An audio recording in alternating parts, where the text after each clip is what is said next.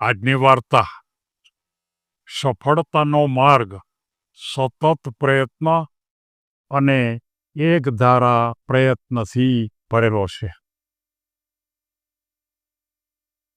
મિત્રો, આપણે જાણીએ છીએ કે આપણે કોઈ પણ કાર્યની અંદર માત્ર એક જ વખત પ્રયત્ન કરવાથી સફળ થઈ જઈએ એ માન્યતા ભરેલા માણસોને મારે આ વાર્તા કહેવી છે. અનેક માણસો એવું વિચારે છે કે હું એક જ વાર પ્રયત્ન કરું અને જો એમાં સફળ ન થવું તો મારા પ્રયત્ન મૂકી દઈશ. પણ આ વાર્તાનો એડિંગ આપણને એમ કહે છે કે એક જ વખતના પ્રયત્નને બદલે સતત અને અનેક પ્રયત્ન તમે જો કરશો તો જ તમે સફળ થશો. એક પ્રયત્નથી કોઈ દિવસ સફળ થાય એવું બધા માટે શક્ય નથી. અને આ વાતને સમજાવવા માટે મારે એક નાના એવા ગામમાં એક યુવાન રહેતો હતો. ભણેલો યુવાન હતો, પણ એના મનમાં એક જ વાત આવતી હતી કે મારે કોઈ નોકરી નથી કરવી. અને નોકરી હું કદાચ કરું તો પણ મને બહુ ઝાઝું પ્રમોશન નહીં મળે, કારણ કે મારો અભ્યાસ પણ એટલા ઊંચા લેવલનો નથી. એટલે એણે એમ કીધું કે મારો વિકાસ માત્ર ને માત્ર વ્યવસાયમાં જ થશે.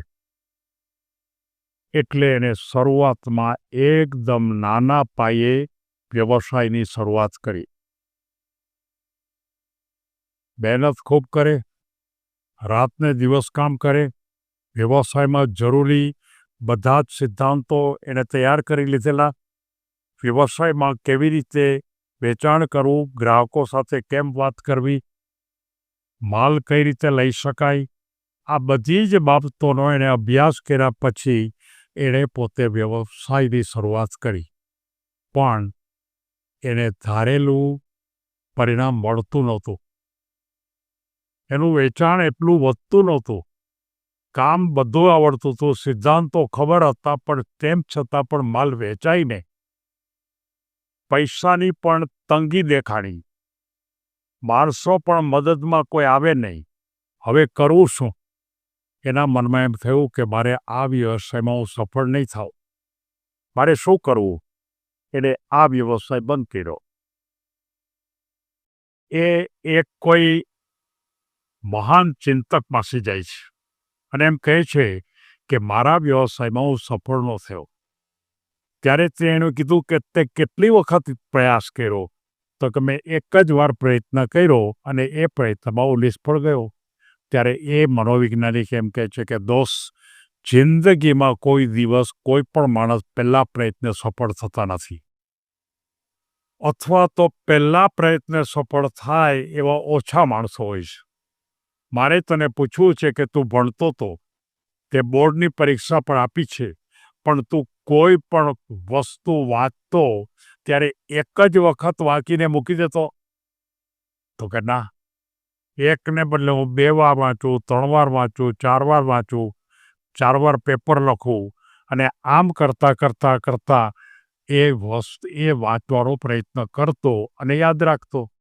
તો કે જો અભ્યાસમાં તારે કોઈ પ્રશ્ન છે એ 3-4 વાર જો વાંચવો પડતો હોય, એક જ પ્રયત્નથી તું માર્ક ન લઈ શકે, પાસ પણ ન થા, તો એ જે વાત તારા મનમાં કેમ ન આવી? એટલે એણે એમ કીધું કે તારે ફરી પ્રયાસ કરવો જોઈએ. અને એ પ્રયાસની અંદર ફરી તારે થોડો અભ્યાસ કરવો જોઈએ. નવો વિચાર કર, નવા પ્રકારનો વ્યવસાય કર. બધા જ કરે છે એવો ચીલા ચાલુ વ્યવસાયને બદલે નવા જ પ્રકારની વ્યવસ્થાઓ પર તું કામ કર. અને ગ્રાહકોને કેવા પ્રકારની વસ્તુની જરૂરિયાત છે એનો તું સર્વે કર. તું ઘરે ઘરે જા, તારા સગા સંબંધીને ઘરે જાય કે કઈ વસ્તુ વાપરે છે, એના બાળકો છે કઈ વસ્તુ વાપરે છે, આ બધાની તું નોંધ કર. અને નોંધ કરતાં તારે નક્કી કરવાનું છે કે મારે કયા માલનો વ્યવસાય કરવો. મહેનત તો તારે કરવી જ પડશે. સવારથી સાંજ સુધી કરવી પડશે. કદાચ બનવા જોગ છે કે તું એક નાની દુકાન બનાવ અને બપોરના વચ્ચેના ગાળામાં કદાચ ગ્રાહકો ન આવતા હોય તો તારે બંધ નહીં રાખવાની. કદાચ 1 કે 2 ગ્રાહક આવે તો પણ તારો વિકાસ ચાલુ જ છે. અને આ રીતે તારે કામ કરવું જોઈએ. પણ મારે તને એક સલાહ આપવી છે કે તારા કરતાં હોશિયાર હોય એવો કોઈ તારો મિત્ર હોય અને એ પોતે કોઈ આવો વ્યવસાય કરતો હોય તો એની સાથે ભાગીદારીમાં જોડાઈ જા. ભાગીદારીમાં જોડાતી વખતે ખાસ ખ્યાલ કરજે કે તારો નજીકનો મિત્ર હોવો જોઈએ, તને એક ભાઈ તરીકે ગણતો હોવો જોઈએ, તને શીખવાડે એ પ્રકારનો મિત્ર હોવો જોઈએ.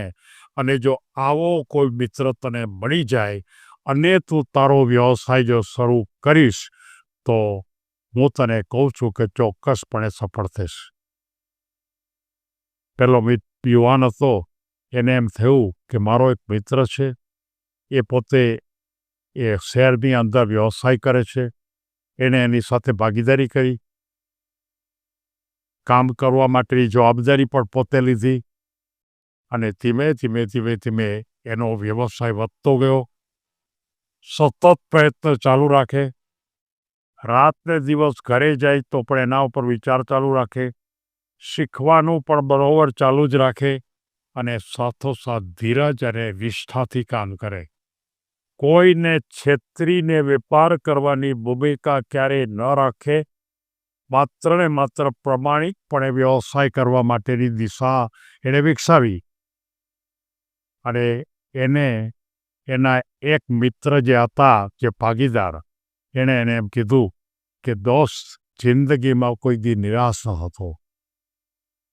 મને પણ નિરાશા અનેક વખત આવી છે, પણ હું નિરાશ નથી થયો, કારણ કે મારા દાદાએ મને એમ કીધું હતું કે જિંદગીમાં એકાદ વખત તમે નિષ્ફળ જાઓ, નિરાશ થાઓ, તો પણ તમારે સતત અને અનેક વખત પ્રયત્નો ચાલતા રાખવા પડે. અડચણો આવશે, અવરોધો આવશે, એની ઉપરવટ જઈને પણ તમારે જવું પડશે. નિષ્ફળ પ્રયાસો છે એ પણ સફળતાની નવી દિશા બતાવવા માટેનો એક રસ્તો જ છે. અને આ સફળતાના પગલાં તરફ જવું હોય તો ક્યારેક માણસોએ નિષ્ફળ પણ બનવું પડે. અને આ ભૂમિકા ઉપર એણે છેલ્લે એ વાત કરી કે એક ને એક દિવસ સફળતા ચોક્કસ આવશે. સફળતા કોઈ દિવસ એક જ દિવસમાં મળતી નથી. સતત પ્રયત્ન, નિષ્ઠાપૂર્વકના પ્રયત્ન, એકદમ પૂરા દિલથી પ્રયત્ન, એ પ્રયત્નની પાછળ લાગી પડવાની ધગશ અને કંઈક પ્રાપ્ત કરવું છે એવા મેળવવા માટેના ઊંચા વિચારો, અને તો આપણે આગળ વધી શકાય છે. આ જ ભૂમિકા ઉપર આપણે પ્રયત્ન કરવો જોઈએ. એટલે કે જો આવા વિચાર સાથે જો આપણે કામ કરીએ તો આપણે ચોક્કસપણે સફળ થઈ શકાય એવી ભૂમિકા થઈ. અને આ યુવાને આ પ્રકારની ભૂમિકા ઉપર કામ કરવાનું ચાલુ રાખ્યું. સફળતાના માર્ગે ધીમે વધારે પ્રયત્નો કરતો જાય, રોજને રોજ એમાં સુધારો કરતો જાય. જે કાંઈ માનો પોતાની ભૂલ હોય એ ભૂલની અંદર પણ સુધારો કરતો જાય. અનેક માણસોને પોતાની તકલીફ હોય તો એનો પૂછતા રહીએ.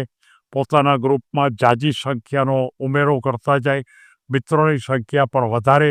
પોતાનું ગ્રુપ પણ મોબાઈલની અંદર ઝાઝા ગ્રુપ બનાવ્યા એણે, અને એ બધા જ ગ્રુપમાં પોતે જે વ્યવસાય કરતો હતો એની જાહેરાતો પણ મૂકતી રહી. અને આ રીતે એ માણસ આગળ નીકળી છે. આ વાર્તાનો એક જ ઉદ્દેશ છે કે તમે એક જ પ્રયત્નથી સફળ નહીં થાઓ. વારંવારના પ્રયત્ન, અનેક વખતના પ્રયત્ન, એક પ્રયત્ન આપણને અનુભવ આપશે, બીજો પ્રયત્ન વધારે અનુભવ આપશે, ત્રીજો પ્રયત્ન એના કરતાં વધારે આપશે. પણ આ બધા પ્રયત્નોમાં ક્યારેય પણ લોન લઈને કોઈ બેંકમાંથી કે અન્ય કોઈ આપણા સગા સંબંધી પાસેથી કોઈ દિવસ લોન લઈને વ્યવસાય ન કરો. નાનો વ્યવસાય શરૂ કરો. તમારા પોતાના નાના વ્યવસાયમાંથી પૈસા વધતા જાય. એમ મોટો વ્યવસાય તમે જો કરતા રહેશો તો જીવનમાં ટોચ પર પહોંચી જશો. એમ આ વાર્તા આપણને બતાવે છે. સૌને ધન્યવાદ.